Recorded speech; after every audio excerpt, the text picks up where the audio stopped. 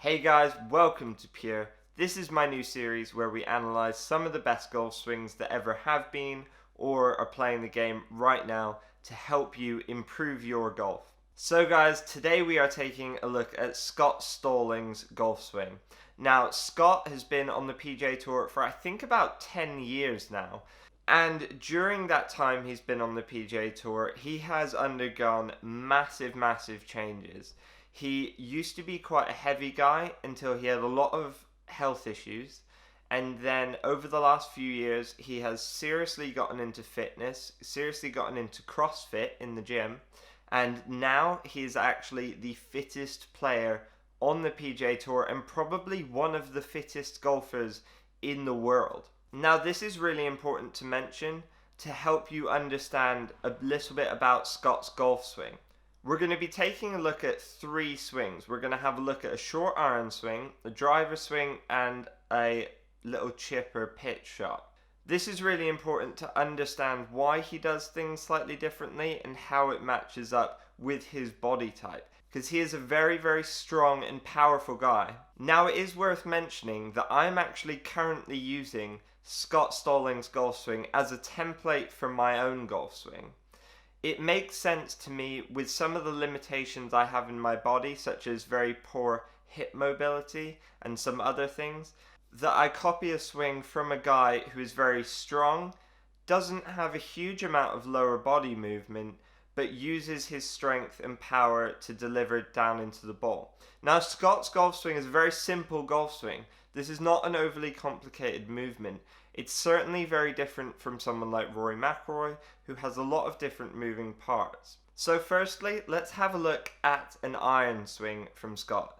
This looks to be about an 8 iron for me, which is a good place to look at his swing. As he takes the club back, it's all in one piece. His upper body is moving together and the club is moving together. His arms are connected to his body. This is really good, really important, keeps everything nice and compact and solid.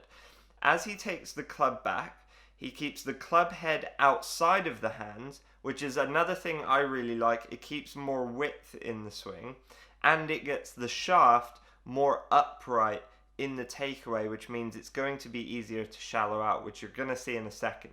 He brings the club up, and watch as his right arm, carefully watch his right elbow as it starts to fold.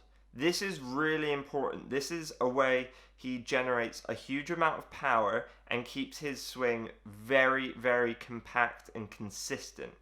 Now, as he gets to the top, that's going to start to shallow out, and you'll notice the club head and shaft is going to shallow, is going to flatten. The hands now and the club head almost drop straight down to help this shallow.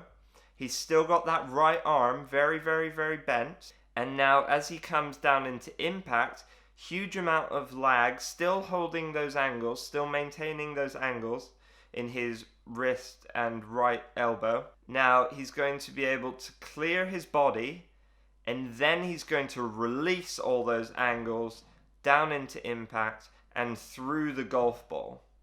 And a beautiful balanced finish as well. So guys, let's have a look at that one more time and talk about a few other things he does, because this is really important. Now, this time we're going to look at Scott's lower body. Look at the same golf swing and pay attention to his lower body. Now, as he takes the club back, he has very little lower body movement in his golf swing. Another thing I really like, because one, it keeps the lower body very stable, meaning this is going to create a huge amount of consistency, which is very important to get that strike we're looking for. As he takes the club back, very little lower body movement, but he has a very big wind up and big shoulder turn. So he's still getting a lot of turns, still creating that coil, that power, but he's just doing it slightly differently. And as he gets to the top, if we pause it there, he has a minimal hip turn in the backswing, which I really like for me, because I tend to turn my hips too much. I tend to get too deep and too long, and I get the club stuck behind me. As he starts the downswing, he will start to clear that lower body out the way. The lower body still clears, and actually, if we pause it at impact, he does have his lower body, his left hip and his left shoulder cleared out the way. before the golf ball. So even though he doesn't have a huge amount of lower body turn in the backswing, he still actually clears out the way. He has quite a lot of good hip and shoulder turn in the downswing. So if we continue this on from impact, I want you to watch his hips very carefully, because his hips aren't going to move. They're not going to keep turning. They're actually going to stop, let the arms release. So this is something I really like, because it makes sure Scott can stay balanced, and that's something which is really important to me. I play my best golf when I'm fully balanced at the end of every swing, no matter what club it's with. So guys, now let's take a look at Scott's driver swing. Now, you're going to notice a huge amount of similarity from the iron swing, obviously. So again, he's going to take the club back in one piece. The right arm's going to fold really nicely. Shaft will be very vertical in the backswing, and then as he gets to the top, it will shallow out really nicely. The hands and arms are going to drop, shallowing the club out. Hip and upper body are going to clear out the way, and then he's able to release those hands and arms through impact and through the follow through. So let's take it back to the top. I want you to pay attention to, as he comes down into impact and pause it at impact, have a look at how much space he has. There's so much space between his hands, his body, his right arm still nicely bent, and he's just able to release. And as he releases, watch the club head. It goes straight down the line of the golf ball. It doesn't exit left. It doesn't continue going out to the right. It goes straight down the line, which is hugely important. 1, for strike. 2, to get a straight ball flight.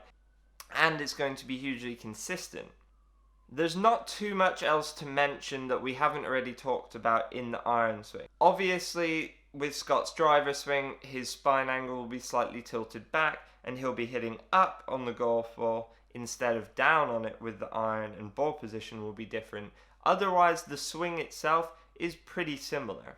But there's one more very important thing to talk about, and this is one thing that I'm not trying to copy from Scott Stallings, and I probably would recommend you not copying either. If we have a look at Scott Stallings hitting a chip or a pitch shot, now it's a very good motion, it's a very compact motion.